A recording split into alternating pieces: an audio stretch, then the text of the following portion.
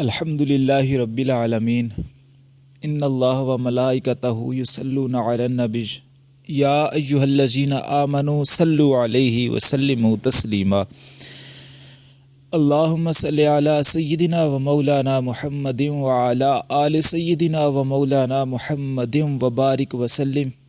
اللہ رب العالمین کی حمد کے بعد حضور علی نبینا علیہ الصلوۃ والسلام کی ذات مبارکہ پہ درود و سلام کا نذرانہ پیش کرنے کے بعد آپ احباب کی خدمت میں السلام علیکم ورحمۃ اللہ وبرکاتہ۔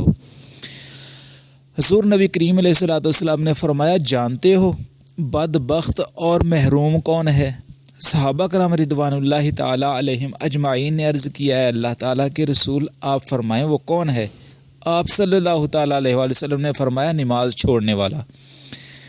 حضور علیہ الصلوۃ والسلام نے ایک اور جگہ فرمایا قیامت کے دن سب سے پہلے نماز کو ترک کرنے والے کا چہرہ سیاہ ہوگا، اور دوزخ میں ایک وادی ہے جس کو لملم کہا جاتا ہے، اس میں سانپ ہیں، ہر سانپ اونٹ کی گردن کے برابر موٹا ہوگا اور 1 ماہ کی مسافت کے برابر لمبا ہوگا۔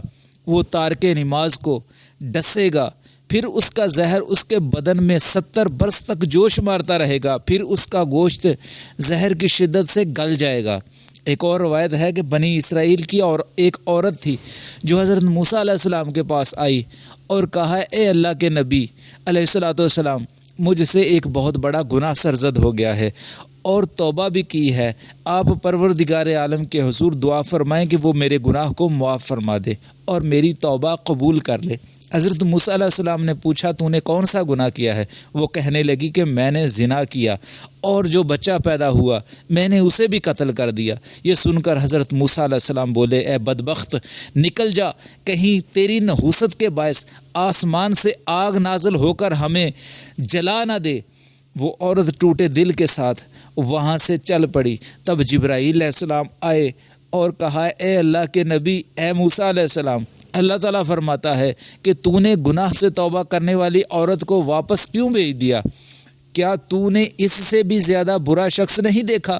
موسیٰ علیہ السلام نے پوچھا، اے جبریل، اس عورت سے زیادہ برا کون ہو سکتا ہے؟ جبریل علیہ السلام نے کہا، اے اللہ کے رسول، اس سے برا وہ ہے جس نے جان بوجھ کر نماز کو چھوڑ دیا۔ اللہ اکبر، استغفر اللہ۔ ایک اور شخص نے، ایک بات صالحین سے منقول ہے، ایک شخص نے اپنی مردہ بہن کو دفن کیا تو اس کی تھیلی بے خیالی میں قبر میں گر گئی۔ جب سب لوگ اسے دفن کر کے چلے گئے تو اسے اپنی تھیلی یاد آئی، چنانچہ وہ شخص لوگوں کے چلے جانے کے بعد اپنی بہن کی قبر پر پہنچا اور اسے کھودا تاکہ وہ اپنی تھیلی نکال سکے۔ اس نے دیکھا کہ اس کی قبر میں آگ بھڑک رہی ہے، چنانچہ اس نے قبر پر مٹی ڈالی اور انتہائی غمگین اور روتا ہوا ماں کے پاس آیا اور پوچھا، ماں یہ بتاؤ کہ میری بہن کیا کرتی تھی؟ ماں نے کہا، یہ تو بات تم کیوں پوچھ رہے ہو؟ اس نے کہا، میں نے دیکھا میری بہن کی قبر میں آگ کے شعلے بھڑک رہے ہیں۔ یہ سن کر ماں نے رونا شروع کر دیا اور کہا، تیری بہن نماز پڑھنے میں سستی سے کام لیتی تھی اور نمازوں کو ان کے اوقات سے تاخیر کر کے پڑھتی تھی۔ اللہ اکبر، جو نمازوں کو ان کے اوقات پر ادا کرنے کی بجائے تاخیر کرے اور تاخیر کر کے پڑھتے ہیں، یہ تو اس کا حال ہے، اور ان کا حال کیا ہوگا جو بالکل نماز پڑھتے ہی نہیں۔ یا اللہ، ہم تجھ سے نمازوں کو وقت پر ادا کرنے اور پابندی سے نماز پڑھنے کی توفیق مانگتے ہیں۔ بے شک اے پروردگار، تو رؤوف الرحیم ہے، تو غفور ہے، تو کریم ہے، تو مہربان ہے۔